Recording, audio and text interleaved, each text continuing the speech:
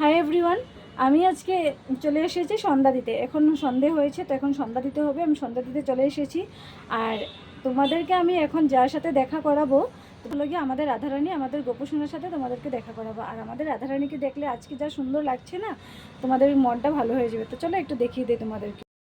তো এই হলো আমাদের রাধা মাধব, গৌর নিতাই আর আমাদের গোপসোনা।